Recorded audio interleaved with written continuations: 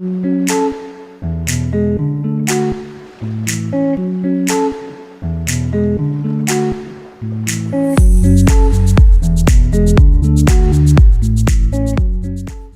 Capricorn, this is your July 2025 soul story. If you have a sun rising or your moon is in the sign, it's your reading. Thank you so much for joining me on the channel. It's Romy here. Let's open up with the Four of Staffs for you.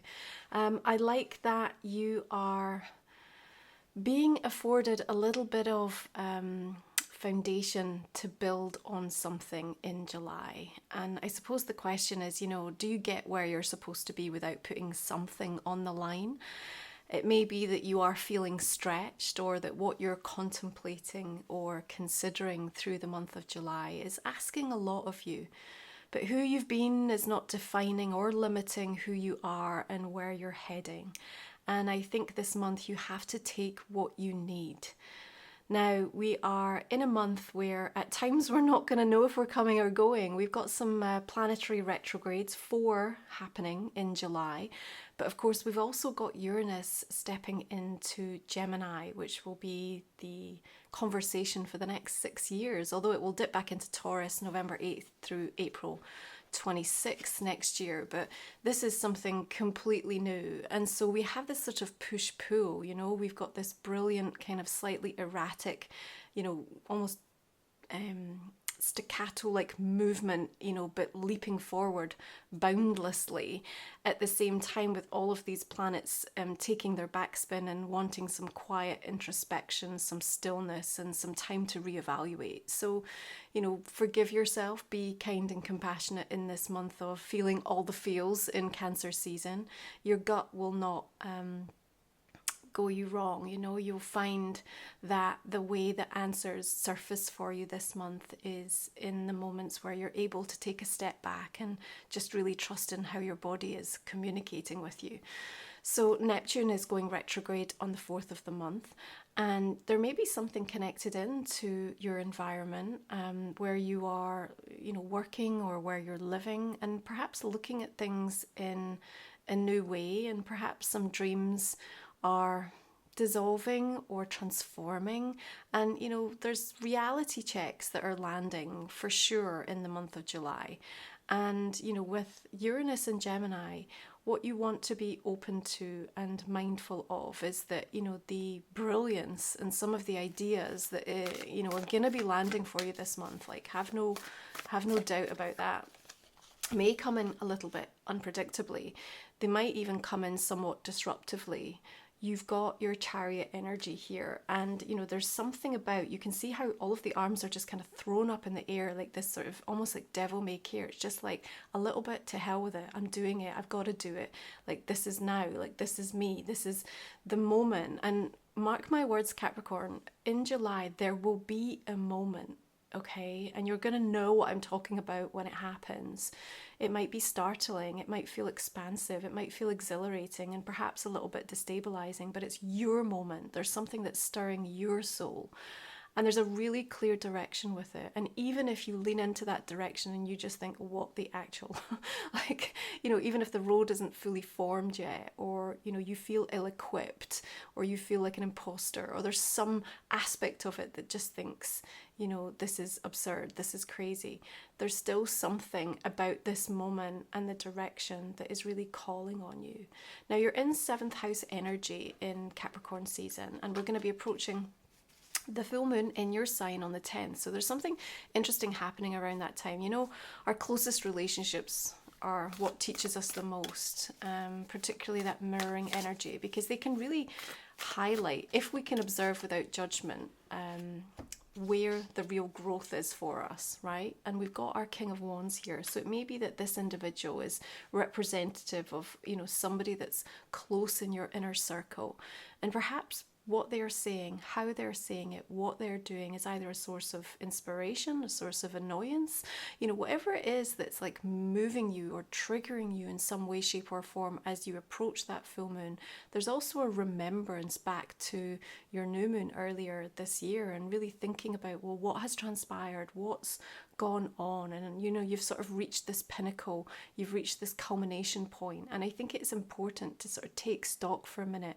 But this individual is very much sort of invested into the unfolding of all of this, you know, what they represent or what they say and how they say it and how that influences you in some way. So it's a really interesting conversation unfolding.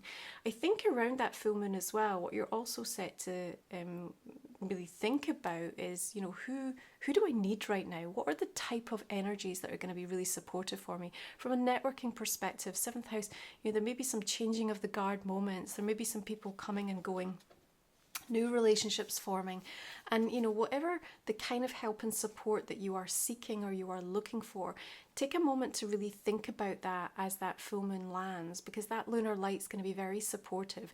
You know, there's a climb, right? There's always a climb. Capricorn is well understanding of that truth.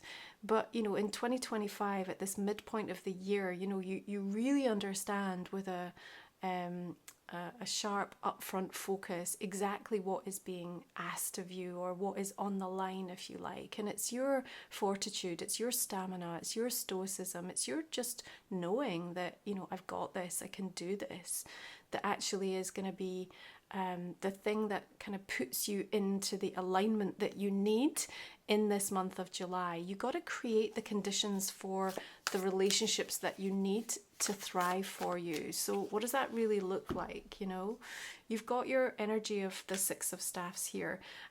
There's actually something celebrated and something coming together, and perhaps in a way that you hadn't necessarily expected, or that has sort of finally arrived. You know, it could have been a long time, you know, getting to this point, even if it's just a realization in yourself. But there's an acknowledgement and a recognition as well. And I think where perhaps you may have been overlooked, or something that you've been involved in, or even the way that you've shown up in a relationship, again, I think you're being afforded the chance in July to really hear words that you needed to hear.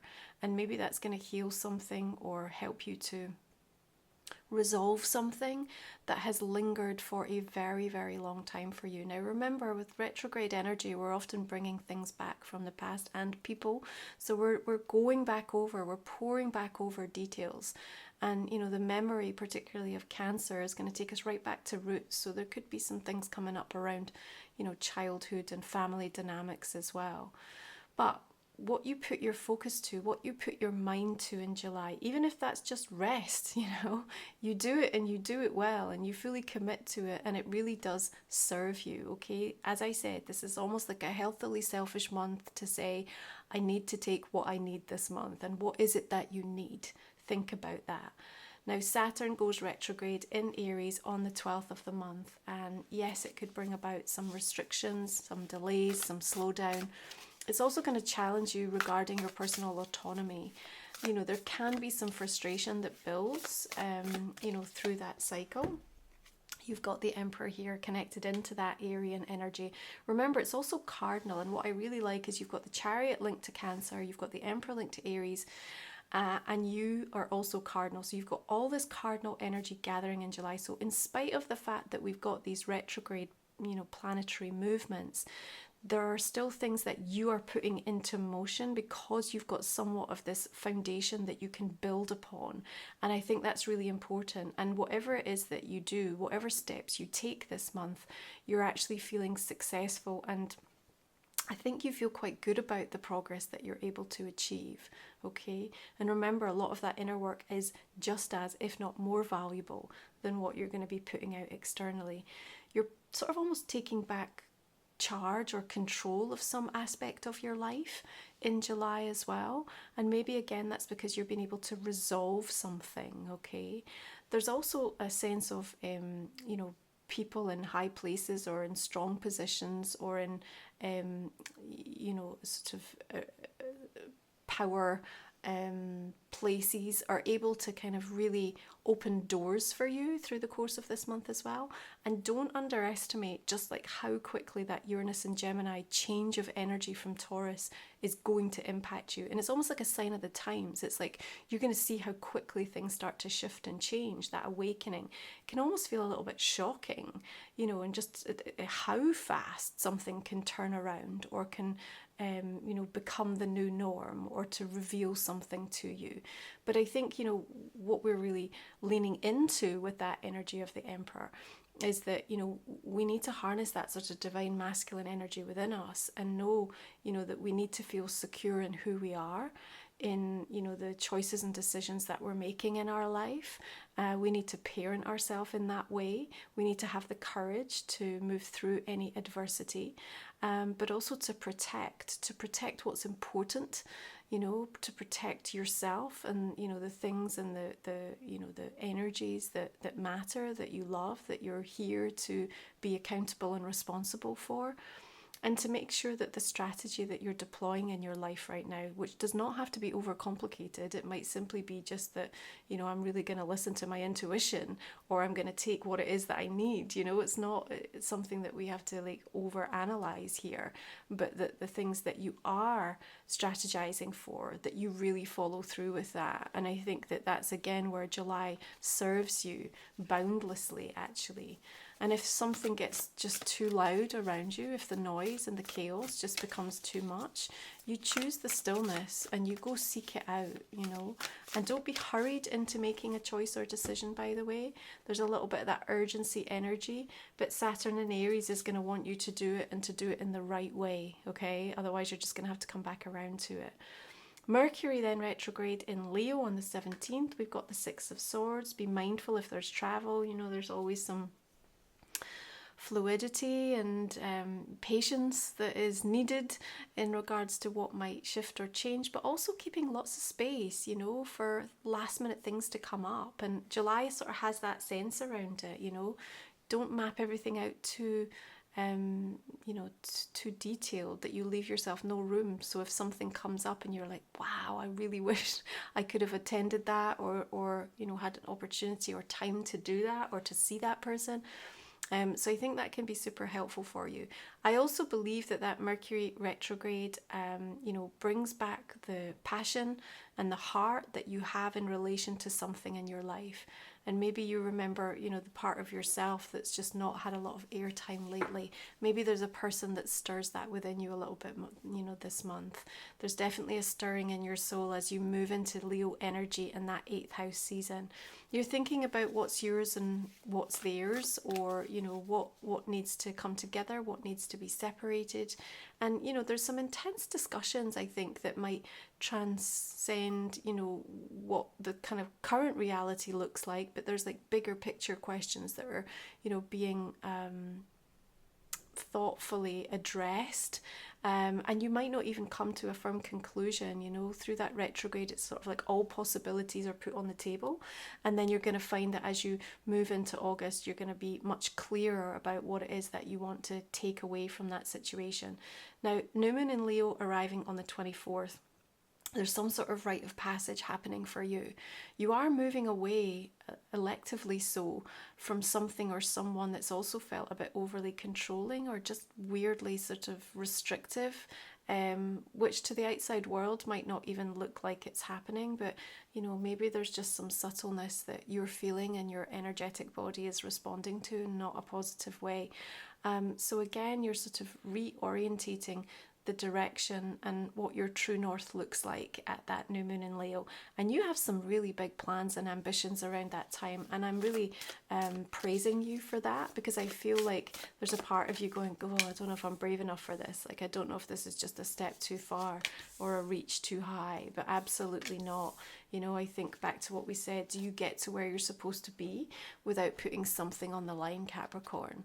And I think that July is going to really sit you down and have a very grown-up conversation with you about your life and about what that really means.